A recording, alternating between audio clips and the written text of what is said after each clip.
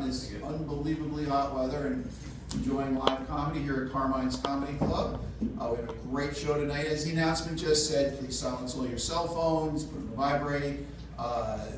No talking during the show, please, and absolutely no recording or photography allowed. But should you decide to violate that policy, please try to work this into the shot and post it immediately on your Facebook or social media and tag it so let everybody know what a great time you're having. With no further ado, we have just a fantastic show tonight. In fact, we have a special guest. He's been appearing all over the place. Recently, he's been at the Gotham Comedy Club, the Broadway Comedy Club. He works clubs and venues all over the place. Let's welcome to the stage, Gary Levine. Yeah! Yeah! Did you say clubs and menus? Venues. Oh, venues. Well, thank you. Well, yesterday, I had my annual physical, and the news was mostly good. Last year, the doctor said I needed to lose 20 pounds. This year, he said I lost a pound, and I had 19 more to go. I was ecstatic. I was so excited that I went out and celebrated with pizza and beer and wings. It was great. I figured it was a little premature to go out and buy a new wardrobe. I figured that I would meet my goal weight in about 19 more years. It's a pound a year, by the way. I'll be 82. Then he told me that I had to have a colonoscopy. I was overdue. Now, if you've never had a colonoscopy, it's a medical procedure in which they take a 6-foot scope and they put it up your ass. Now, it sounds a lot worse than it really is, but it does sound really bad, doesn't it? Because the drugs they give you are great. I woke up in the middle of my procedure and the doctor said to me, "How do you feel?" I said, "This is better than the 70s. They lowered my dosage." Now, the worst part of the colonoscopy is the preparation, because you have to fast, you have to drink clear liquids, and you have to take this medication that keeps you in the bathroom all day long. But I figured out a way to make it tolerable. You choose the lemon-lime flavored medication. You mix it with 2 parts water, 1 part vodka. Shaken, not stirred. Served chilled. Tastes like a vodka Collins. And you're literally shit-faced all day. Now, I cracked myself up. Now, women of a certain age who have had children can have something called a prolapse, which is a medical condition in which the internal organs slip into the vagina. Now, I don't normally like talking about my wife or her private parts in public, but I had to sign a release, so it's okay. She signed the waiver, a medical waiver as well. Now, sex with my wife is great, and it's always been great. But I noticed that over the last few years, she seems to be getting a little tighter down here. I thought it was from exercises. I read online that there was something called Kegels.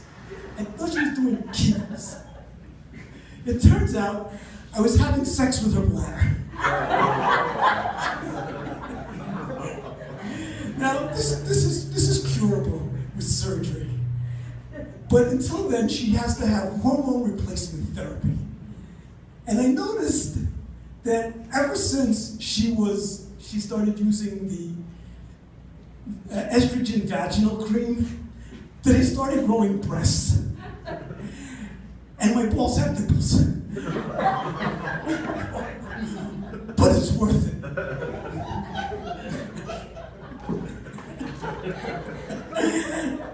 I didn't know if that was going to work, by the way. The other thing that doctor admonished her is not to lift heavy things.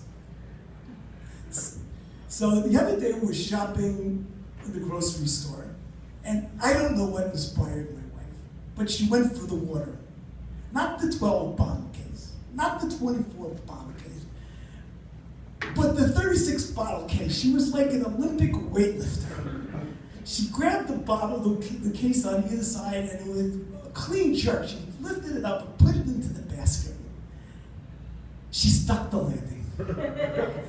Now, I remembered mid-jerk what the doctor said.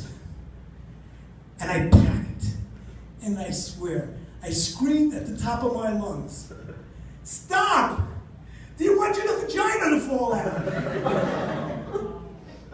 I heard in my head the PA system going, "Clean up in aisle 6. There's a uterus on the floor.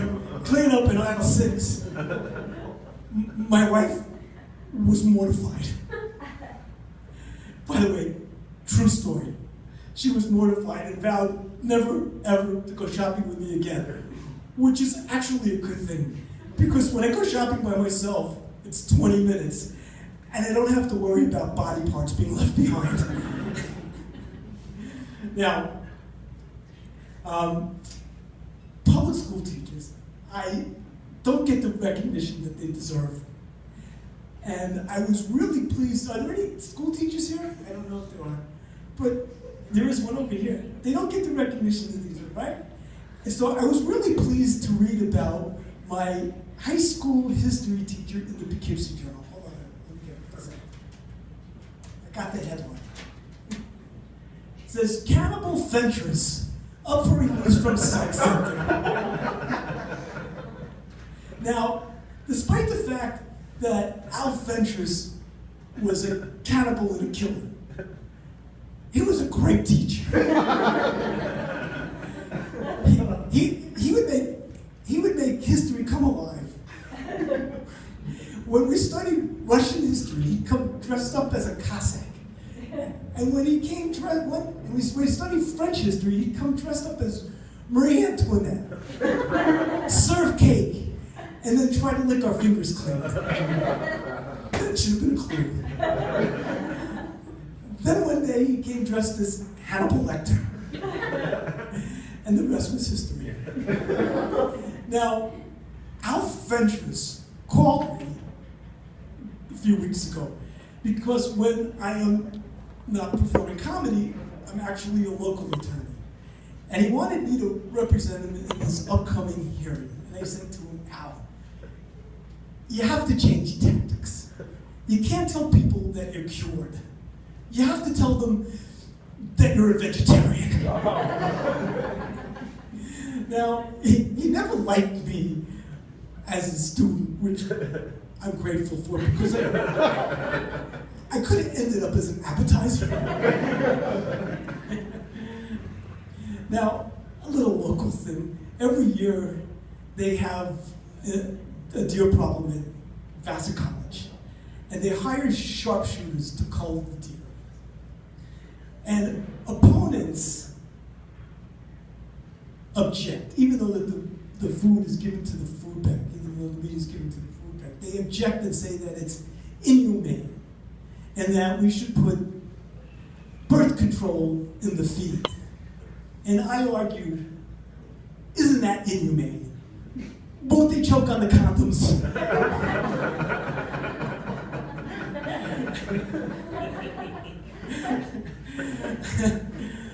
Anyway, I went down to visit my parents in Florida last March. The weather was beautiful. It was 80 degrees outside, no humidity. It was 85 degrees in their house. I don't know what it is about old people in Florida. They set the thermostats to their ages, and they're still It turns out that my parents have only 3 settings on their thermostat. Hotter than Auschwitz.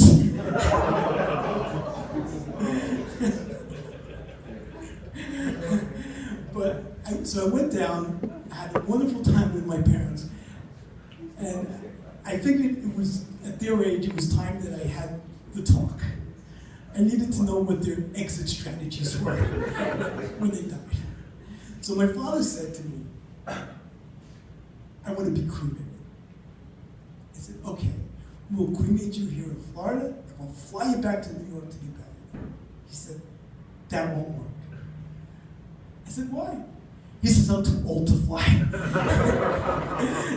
Thank you very much. My name is Gary Levine.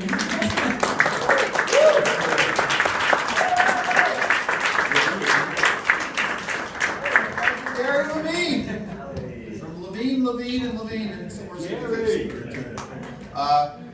Next up, keep the show moving right along. A very funny guy. He is working all over the place. Another local comic, but very funny. And let's welcome to the stage, Adam Izzo.